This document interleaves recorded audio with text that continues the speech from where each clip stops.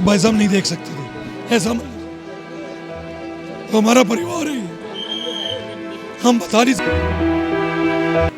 जो है 9 लोग जो है दिल्ली फायर सर्विस ने 9 कैजुअलिटी बाहर निकाली थी और उनको एम्बुलेंस से हॉस्पिटल में शिफ्ट किया है। 25 से 30 मिनट का ब्रिगेड गाड़ी जो आई फायर वाली, उसकी सीढ़ी खुल नहीं पाई और लगातार फ़ोन कर रहे थे, कोई रिस्पांस नहीं था। कह रहे ट्रैफिक में है, लेकिन गाड़ी तब से आनी चाहिए थी। 30 मिनट हो गए, कोई गाड़ी नहीं आई थी। उसके बाद 20 मिनट और वेस्ट हुए थे खुलने के लिए। लेकिन एक ही परिवार से इतनी बड़ी कैजुअलिटी होना एक बहुत दुखद घटना है। परिवार में 9-10 लोगों की, तो 9 लोगों के बता रहे हैं मृत्यु हो गई है। 2-3 घटना है। अब देखो कितने 11-12 लोग थे इसके अंदर, तो बहुत बुरा है। जितना शब्द नहीं है कोई बोलने के लिए। नमस्कार, मैं हूं प्रवीण। इंडिया टाइम 24 न्यूज में आपका स्वागत है। पूरा परिवार चौथी मंजिल से मदद के लिए चिल्लाता रहा, गुहार लगाता रहा, लेकिन नीचे फायर ब्रिगेड की सीढ़ियां नहीं खुली। देखते देखते आग की लपटों के बीच 9 जिंदगियों ने दम तोड़ दिया। हादसा इतना दर्दनाक है कि हो सकता है कि खबर सुनाते सुनाते मेरी आंखें भी नम हो जाएं। आज मैं आपको दिल्ली की सबसे बड़ी और सबसे दर्दनाक खबर बताने वाला हूं। दिल थाम कर सुनिए और कमजोर दिल वाले इस खबर को मत देखिएगा। एक ऐसी खबर जिससे पूरी दिल्ली, खासकर पालम में रहने वाले लोगों की आंखें नम कर दी। आज सुबह पालम सादनगर की रामचौक मार्केट के प्रधान राजेंद्र कश्यप के शोरूम में भीषण आग लग गई, जिसमें परिवार के 9 लोगों की दर्दनाक मौत हो गई। बड़ी बात यह है कि मृतकों में छोटी छोटी बच्चियां भी शामिल हैं। राजेंद्र कश्यप जी का पालम में कॉस्मेटिक और कपड़ों का शोरूम था। बिल्डिंग में बेसमेंट से लेकर सेकंड फ्लोर तक दुकानें और गोदाम था और टॉप फ्लोर पर पूरा परिवार, हंसता खेलता परिवार रहता था।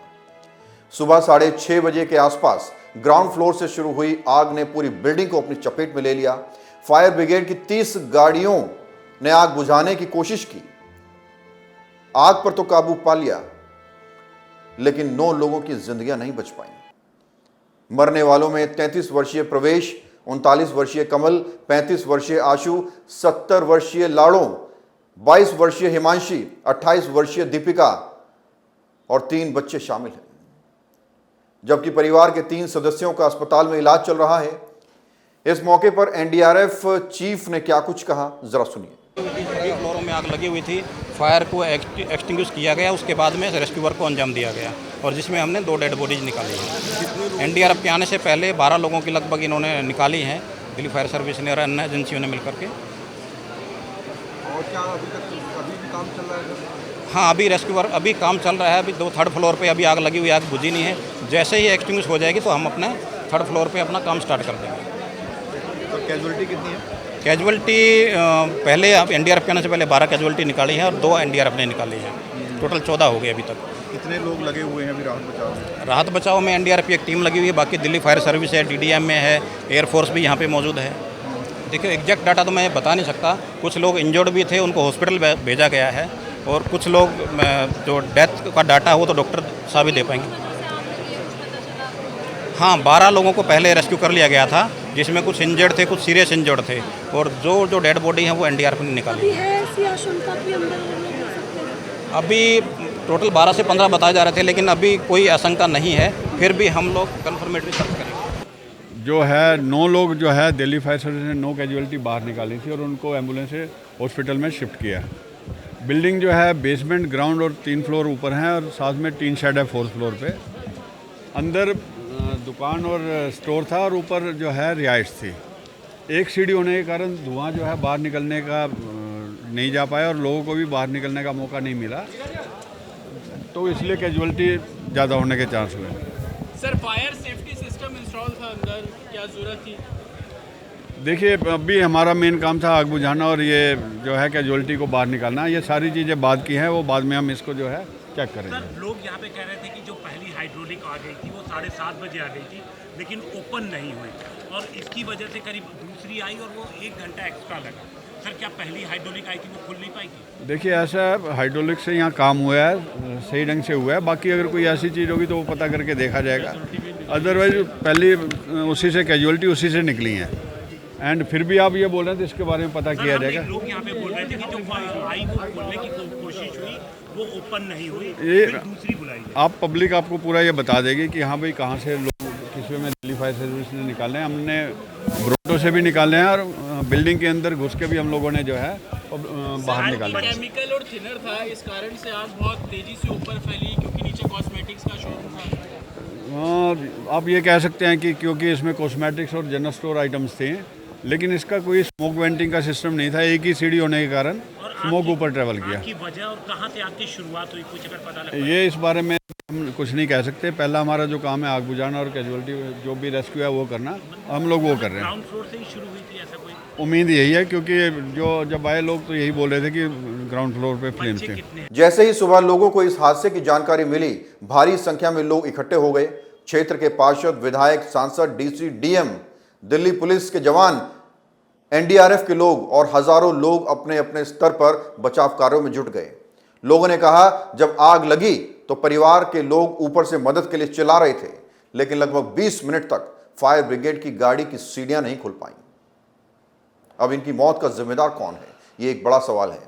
परिवार के मुखिया किसी काम से गोवा गए थे और परिवार का एक बेटा और उसकी पत्नी, बच्चे शिमला गए थे, लेकिन जो घर में थे वो आग की तबाही के शिकार हो गए। तो क्या कहेंगे, कैसा मंजर था, क्या हुआ है? भाई साहब नहीं देख सकते थे ऐसा मंजर। हमारा परिवार है, हम बता नहीं सकते। ये हमारा परिवार है। पर भाई से कितने बजे आपको पता चला? हमें तकरीबन 7 बजे के लगभग, 6:50 के लगभग, और हम 3 मिनट में यहाँ थे। आपने भी कुछ लोगों को हॉस्पिटल पहुँचाया है? सर कोशिश भरसक करी है। 3 लोगों ने ऊपर से अंदर जाने की कोशिश करी है। 25 से 30 मिनट करा ब्रिगेड गाड़ी जो आई फायर वाली, उसकी सीढ़ी खुल नहीं पाई। अगर वो सीढ़ी खुल के लग जाती तो सारे छज्जे पे थे तो वो बच जाते कम से कम 7-8 आदमी। छज्जे पे खड़े होकर देख रहे थे वो? हाँ, कि भागने के लिए कोई आया, हमको बचा है। कितने बजे की बात है ये? वही करीब 7:15 बजे।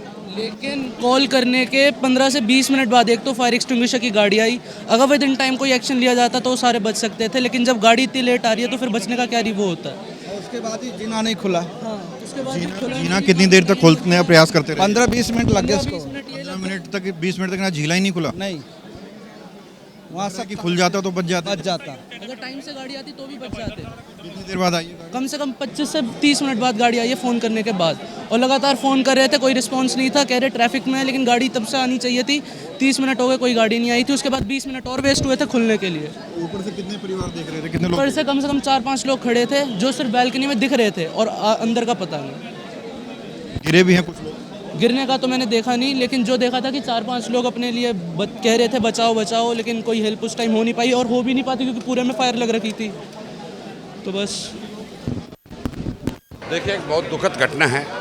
एक ही परिवार, बड़ा परिवार, सामाजिक परिवार, और आग कैसे लगी ये तो एक जांच का विषय है, लेकिन एक ही परिवार से इतनी बड़ी कैजुअलिटी होना एक बहुत दुखद घटना है।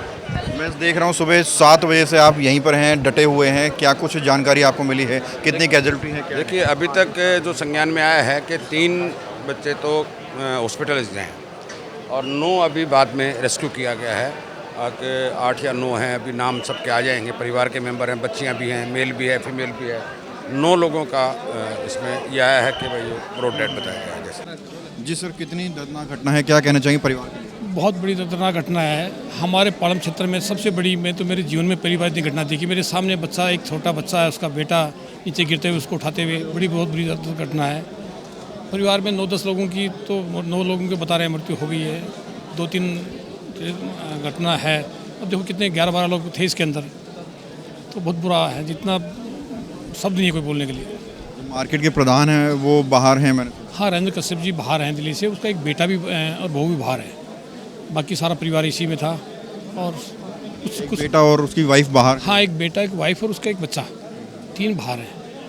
हाँ, 2 बच्चे, इसके 2 बेटे ऊपर से गिरे थे, एक पोती गिरी थी, शायद वो चांस है उनके बचने के 3 की। बाकी तो सारा परिवार का सारा बहुत बड़ा बात हुई है, वो पहुँच रहे हैं दिल्ली।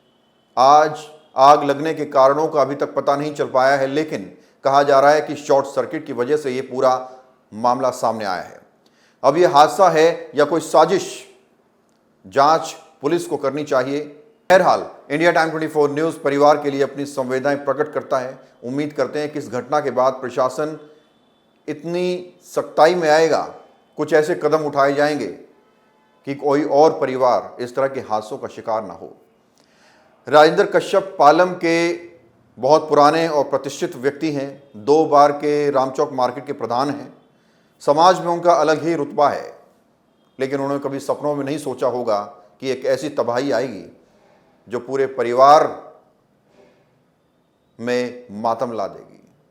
बहरहाल इंडिया टाइम 24 न्यूज़ के साथ पूरा पालम राजेंद्र कश्यप जी के साथ खड़ा है, लेकिन जो चला गया उसकी भरपाई शायद कभी नहीं हो पाएगी। खबरें फिलहाल इतना ही। देश और दुनिया की बाकी खबरों के लिए आप बने रहिए हमारे साथ और देखते रहिए इंडिया टाइम 24। करें और प्रेस करें बेल आइकन।